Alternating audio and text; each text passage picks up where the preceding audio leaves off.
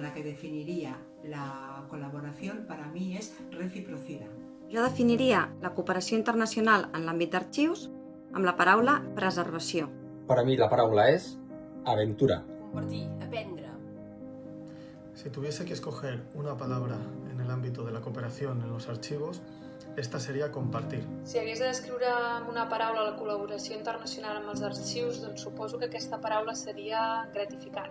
Cooperació, complicitat amb altres professionals i altres països per garantir la preservació documental, el seu accés i la justícia social. Pues si he d'escollir una paraula, potser la paraula seria compartir.